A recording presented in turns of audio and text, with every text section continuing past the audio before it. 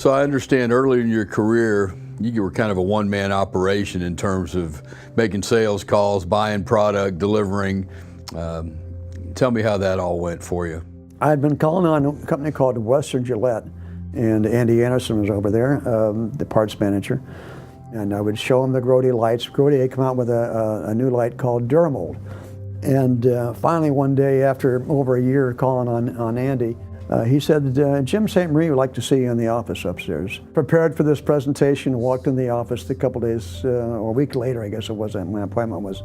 Made the presentation, left that, not knowing where I stood on the business. Mm-hmm. And the next day, Andy calls me up and said, Gordon would like to talk to you. Anyway, so I go over there to Gordon's office, and he had a nice wooden desk, a little wooden desk. And so in this case, I got, it's cold morning, I got this nice plastic light come out of it in my briefcase that had been in the trunk of my car, put it down on the floor and stomped on it, and the thing just shattered. The lens went one way, the snap ring went another way, and the housing just split wide open. And he said, okay, thanks for coming in, Bob, I appreciate it. And I left. I thought, well, I screwed that thing up. Well, I get a phone call from Andy, called back an hour later. He said, I don't know what you did, but Gordon really liked what you did, and you're our new vendor. He said, I got one more thing to have you to take over, or you have to do our cables. I said, what do you mean? What's a cable? Well, it's an 8-foot long, 7-way cable with 2 Berg plugs on the end of it. How are we going to do the cables? And I said, hey, Dennis, think we can make these things up? He said, yeah, why don't you let me do these things? I can take them home at night. I'll take the pickup truck home with 1,000-foot cable. I'll make him watching TV. And, well, Dennis was very aggressive, and so he was making 50 or 60. I was selling 40, and so we had excess. And I go, well, wait a second, if it's a great idea for Western Gillette, maybe it's a good idea for PMT, good idea for Acme Freight Lines, good idea for Navajo Freight Lines, or whatever. And so we started selling them to them. And one day I'm thinking, God, if we could only do a coiled cable, it would last longer. We could charge more for it. We would have no competitors on it. I had become close to a guy at head of purchasing over Alpha Beta Markets, and I had told him what we were trying to do, and he said, I'd like to be one of your first customers. And 2 weeks later, I'm at a die caster, one of our vendors, and I was asking him, or I was in the lobby, and a guy from the phone company was there, to see the same guy I was going to see. I said, hey, you're from the phone company. You make those coiled cables that go on the telephone receivers. Yeah. Mm-hmm. How do you do that? And he said, what we do is that we extrude the cable around a mandrel like you guys are doing here, but we reverse it. And all of a sudden now we had a product that would not only hold its coil, but it would stretch and go back and stretch and go back and stretch and go back like the telephone cord would. So as time goes on, 1975, I was calling on General Motors in Detroit, and General Motors had a truck called the Bison. If we can get them standardized on our cable, wouldn't that be a great thing to have? Because General Motors was, the king of the hill. A few years before that point, I was working with a rep agency, one of our rep agencies we first hired. And we're crossing a bridge in Oakland, and as we're crossing the bridge, I look down, and I see all these trucks lined up in this yard. So I went down over the bridge, found the entrance in there, and I said, does anybody here make or buy these cables? Yeah, it's Phil Curtis. Phil comes out, and we told him what we did. He said, come on back in. So we go back into this little room. He said, can you make a Y cable? Of course. Sure. Sure. And so he gave me a sample of what he wanted. He said, I can't get it from Berg. They're always back ordering me. It's causing a lot of problem. Well, we took that away from Berg, and so we became the standard supplier of that Y cable. So anyway, we got the sales guys together, and we said, take a look at each one of these. Let's design the perfect plug. And we took that plug to the fleets. The fleets liked it so much, they didn't want Berg any longer, they didn't want Pollock, they didn't want Velvac, they didn't want anybody else's, and they started speccing our products.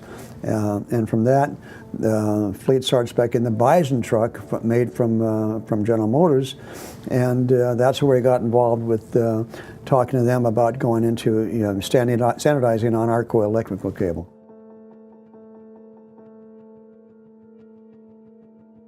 When did we start being full-time manufacturers, and what did we do at that point in terms of manufacturing our own products? Well, we started manufacturing our own products about 1979, 1980. Okay. We started with the plug, and that became successful. And then maybe a year or so later, we came up with a socket.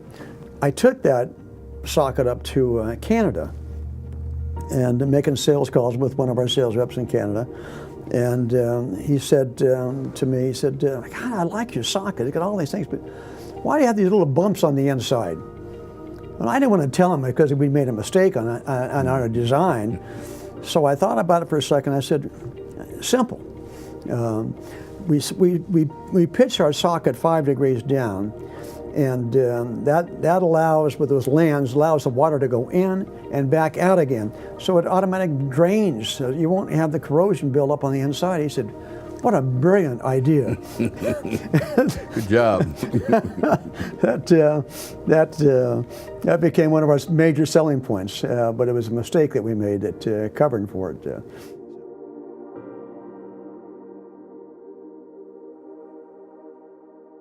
Phillips has always been known as a solutions-oriented company, as we've seen with your reverse coiling of the cables and then moving into the plugs and sockets.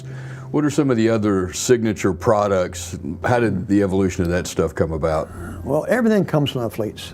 First of all, you have to have a salesman recognize what a problem might be.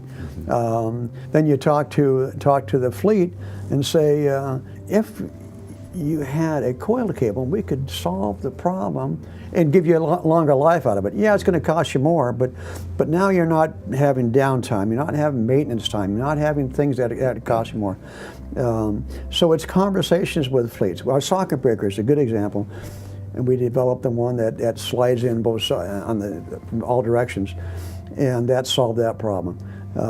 So it made the life much easier. Now we had a product that no one else had. The Quickie is a funny story. If we were to make this a glad hand with a quick release valve in the center point of the tractor-trailer combination, we can release the air twice as fast as we can from a quick release valve at the rear of the trailer, because you can't get the brakes off until the air is out of the system. Yeah. So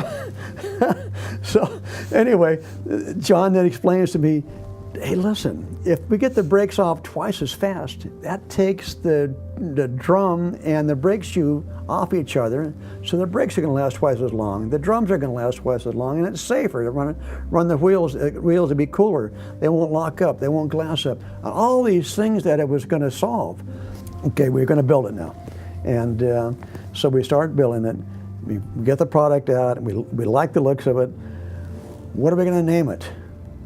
And Patty Peterson, who was my secretary at the time, said, well, what does it do? I said, it exhausts air quickly. I said, well, why don't you just call it a Quickie? And we said, why not?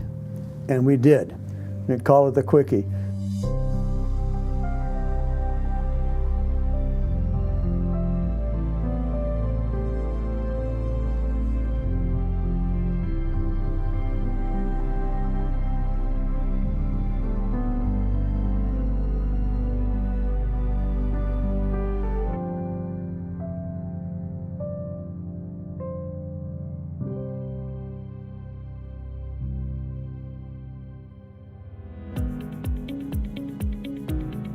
What about internally?